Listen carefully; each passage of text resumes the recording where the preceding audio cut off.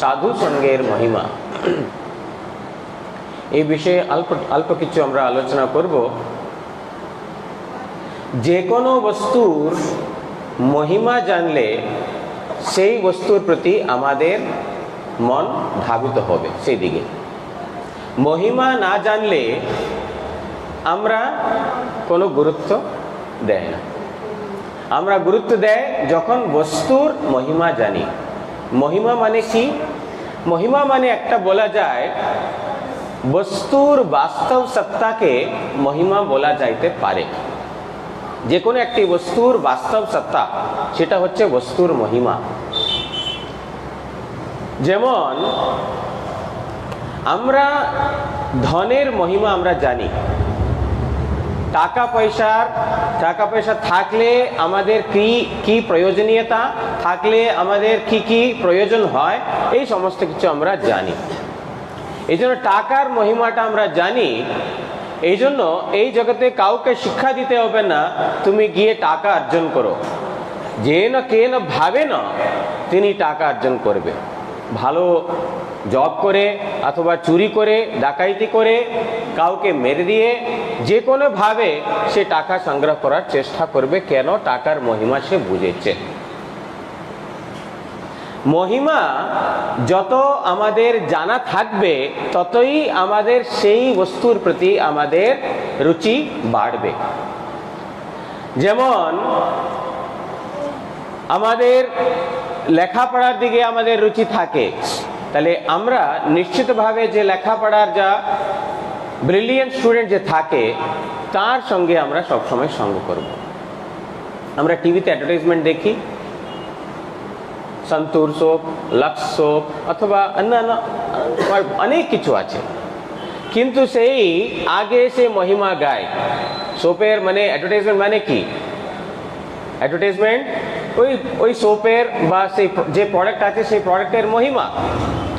এই সোপটা ব্যবহার করলে তোমার ত্বকের যা বয়সটা সেটা কেউ বুঝতে পারবে না, ত্বকের বয়সটাকে লুকিয়ে রাখবে, বা তোমার চেহারায় যে পিম্পলস হয়েছে সেই পিম্পলসটা চলে যাবে, বা এই রকম এই প্রোডাক্টের মহিমা গান করে, সেই মহিমা গান শ্রবণ করে আমাদের সেই দিকে আমাদের মনটা ধাবিত হবে। হ্যাঁ, আমি টিভিতে দেখলাম এই সার্ফ এক্সেল কিনলে আমার এই বস্ত্রটা ভালো ধৌত হবে। মানে এখানে গল্প বলছি না, আমি বলছি মহিমা, বস্তুর মহিমা জানলে সেই বস্তুর প্রতি আমার মনটা স্বাভাবিকই যাবেই। আর সেই মহিমাটা একবার শুনলে হবে না।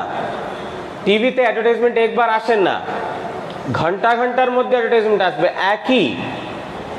আর একবার ডুববে না, দুবার ডুববে না, তিনবার ডুববে না, 10 বার দেখলে সে ডুববে মাথার মধ্যে। একবার কিনে দেখি কি এটা। মানে মহিমাটা একবার শ্রবণ করলে সে আমার মাথায় যাবে সে ঠিক না। কেননা কলিযুগ জীব, এমনি সংসারের বিষয়ের মহিমাটা তাড়াতাড়ি চলে যাবে, কিন্তু যে আজকের যে বিষয়বস্তু সাধু সঙ্গের মহিমা আমরা বুঝি নাই সাধু সঙ্গের মহিমাটা কি। আর হয়তো প্রত্যেক বছরে আমরাই শুনতে আসছি সাধু সঙ্গের মহিমা যে কোনো ভাবে, কিন্তু সেটাও ঢুকছে না। কেন? এইটা নিত্যপ্রতি যখন আমরা মঠে আসি এবং নিত্যপ্রতি এটা শ্রবণ করি তখনই তো এটার মহিমা আমরা বুঝবো। বছরে একবার সাধুগণ আসবে, হরিকথা কীর্তন করবে, চলে যাবে, তারপরে আগামী বছর আবার আসবো, তখন আমি শ্রবণ করব, তখন হবে না। যেমন আমরা বিজ্ঞাপন অ্যাডভার্টাইজমেন্ট আমরা দৈনন্দিন দেখছি, দিনে একবার না 10 বার দেখছি, ঠিক তদ্রূপ এই সাধু সঙ্গের মহিমাকেও আমাদের বারবার শ্রবণ করতে হবে। এই জন্য মহিমা যতটা আমরা শ্রবণ করব ততটাই আমাদের সেই বস্তুর প্রতি রুচি বাড়বে।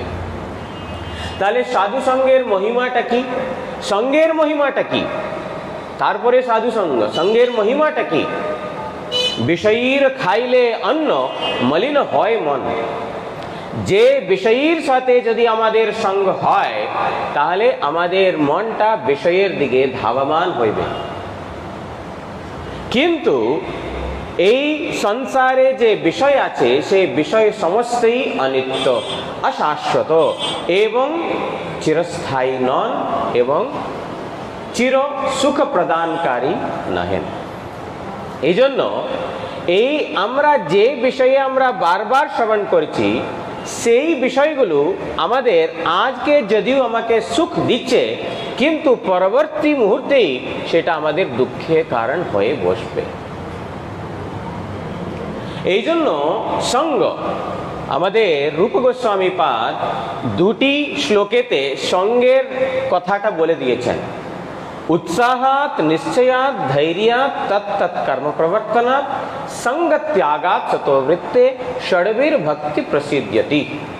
আমি অন্য বিষয়ে না গিয়ে संग त्यागात, संग त्याग করতে হয়। কি রকম সঙ্গ? असत संग। সাধু মানে কি? যিনি সৎ বস্তুর প্রতি যাহার মনোযোগ, যাহার জীবনটা সৎ বস্তুর প্রতি আছে, তিনি হচ্ছেন সাধু। সাধু মানে যিনি এই বেশ ধারণ করেছেন তিনি সাধু হতেও পারে, নাও হতে পারে।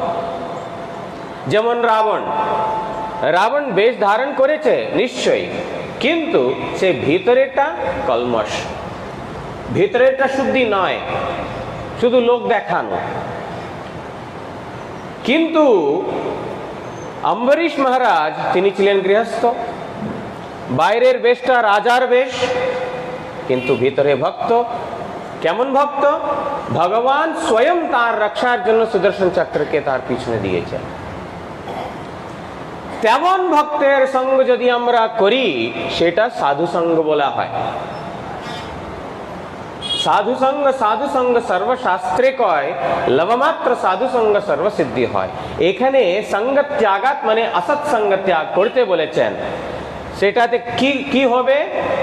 ষড়বীর ভক্তি প্রসিদ্ধ্যতি। সঙ্গ ত্যাগ করলে মানে বিষয়ী লোকের সঙ্গ ত্যাগ করলে ভক্তি প্রসিদ্ধ্যতি, ভক্তি বাড়বে।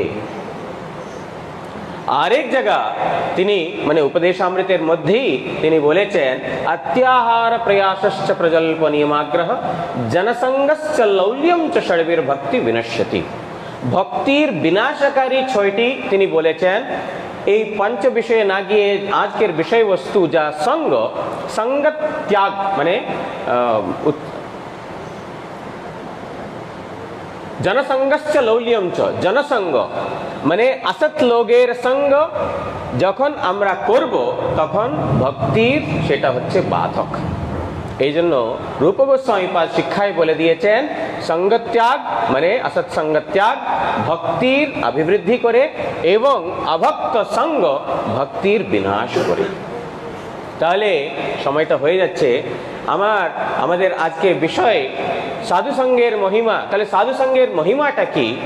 আমি বেশ কিছু সময় না নিয়ে একটি দুটি বৃত্তান্তের মাধ্যমে সেটা আমি উপস্থাপন করতে চাইব। प्रसंग होने 5-7 मिनट और लगा।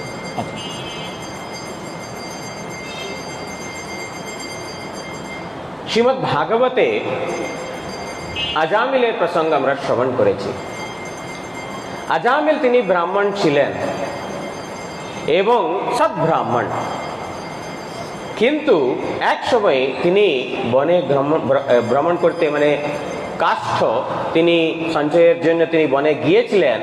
সেই সময় এমন একটি দৃশ্য তিনি দেখেছেন যাতে ওনার মনটা বিকৃত হয়ে যায়। সেটা হচ্ছে অসৎ দৃশ্য। এই অসৎ দৃশ্য করার জন্য তাহার অসৎ সঙ্গ হয়ে যায়। যখন আমরা সাধুর কাছে যাই, সাধুর মধ্যে থেকে আমরা হরি কীর্তন করি, শ্রবণ করি, তখন আমাদের মনের মধ্যে একটা শান্ত ভাবনা এসে যায়। প্রসাদ গ্রহণ করলে মনটা শান্ত হয়, ভক্তের হরিকথা শ্রবণ করলে মনটা শান্ত হয়, হরিনাম করলে মনটা শান্ত হয়। কিন্তু এমন যে জাগতিক কোনো বিষয়ের সঙ্গ করলে তখন কি হবে? মনের মধ্যে সঙ্গাত সঞ্জায়তে কাম। যখন সঙ্গ হবে তখন সেই কাম, সেই বস্তু প্রাপ্ত করার জন্য কাম উপস্থিত হবে। তখন কি হবে? কামাত ক্রোধ অভিজায়তে। সেই কামের জন্য ক্রোধ, সেই কামটা যদি, সেই তৃষ্ণা, কামের তৃষ্ণাটা যখন নিবারিত না হয়, তখন কি হবে? ক্রোধ উপজায়তে। ক্রোধ, ক্রোধাৎ ভবতি সম্মোহ। সকল বুদ্ধিটা সেখানে নাশ, সম্মোহিত হয়ে যায় এবং বুদ্ধিটা নাশ, বুদ্ধি নাশাৎ প্রণশ্যতি, সেখানে পতন অনিবার্য। সেই আজামিল এই অসৎসঙ্গের পরিণামে তাহার কি হলো? তাহার অসতের দিকে তাহার মনটা চলে গেল, বেশ্যার সাথে বিবাহ করলো, তাহার ছেলে বাচ্চা হলো, কিন্তু তাহার পূর্ব ভক্তের সাথে তাহার সঙ্গ ছিল বলে একজন ছোট বাচ্চার নাম নারায়ণ রাখলেন। দেখেন, যখন তিনি শেষ সময়ে তিনি সেই নারায়ণ নাম ডাকলেন, মানে ভগবানের সঙ্গ অথবা ভক্তের সঙ্গে তিনি যে নারায়ণের নাম শ্রবণ করেছেন, সেই নামের গান যখন তিনি করলেন, সাথে সাথে তিনি ভগবানের বৈকুণ্ঠ প্রাপ্তি হলেন। মানে সেই অসৎসঙ্গে কোথায় নিয়ে গেল তাকে, এবং সৎসঙ্গ সাথে সাথে তাকে ভগবানের দিকে। এবং শ্রী চৈতন্য চরিতামৃতে আরেকটি ঘটনা আসে। কৃষ্ণদাস বলে মহাপ্রভুর সেবক দক্ষিণ ভারতে গিয়েছেন, এতক্ষণ মহাপ্রভুর সাথে ছিলেন এবং মহাপ্রভু তাকে হরিনামের মাধ্যমে তাহাকে ভগবানের নামের আনন্দে ভাসিয়ে দিয়েছেন। কিন্তু দক্ষিণ ভারতে যখন তিনি পৌঁছালেন, ওখানে কেরালা দেশে ভট্টাখারীর সাথে তাহার সঙ্গ হয়। তাহারা ভক্ত নয়, তাহারা অভক্ত এবং দুরাচারী। আমাদের দেখেন, সাধুদের সাথে যত সঙ্গ আমরা হয় ততক্ষণ আমাদের ভজন। যেমনি মঠের থেকে বাইরে আমরা আমাদের চরণ রাখলাম, সঙ্গে সঙ্গে এই মায়াটা আমাদের উপরে আক্রমণ করছে। এতক্ষণ মহাপ্রভুর সাথে, কিন্তু ভট্টাখারীর সাথে বেশি সময় নাই, অল্প সময় তিনি থেকেছেন। কি হলো? সেই তাদের দিকে তার মনটা চলে গেল। কি করতে হলো? মহাপ্রভুকে তার চুলটাকে ধরে টেনে নিয়ে এসছিল। আয় সাধুর, মহাপ্রভু তো সাধু নয়, তিনি তো ভগবান স্বয়ং। কিন্তু সাধুর কৃপা হলে তখনই আমরা সেই অসৎসঙ্গ থেকে আমরা বাইরে আসতে পারবো, না হলে হবে না। আমি সংক্ষেপে বলে দিচ্ছি। আরেকটি ঘটনা আমি বলবো, সত্য ঘটনা, যে আমাদের পরমারাধ্য গুরু মহারাজ থেকে শ্রবণ করেছি। সেটা হচ্ছে আসাম সারভোগের রামগতি প্রভু। রামগতি প্রভু তিনি ছিলেন প্রভুপাদের শিষ্য, খুব সেবা করেছিলেন প্রভুপাদের এবং প্রভুপাদের শিষ্যগণের অনেক সেবা করেছিলেন। কিন্তু তাহার বিবাহ হয় এবং তাহার স্ত্রী মানে তাহার দুরাচার বেশি ছিল স্ত্রীর, মানে তাহাকে ভজন করতে দিবেন না।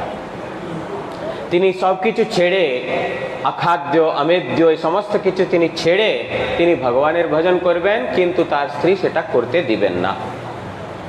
হরিনামটা সাইডে রেখে দিয়েছেন, কণ্ঠীমালাটা সাইডে রেখে দিয়েছেন এবং অখাদ্য অমেদ্য সমস্ত কিছু খাওয়াচ্ছে। এবং রামগতি প্রভু কিছু বলতে পারলেন না।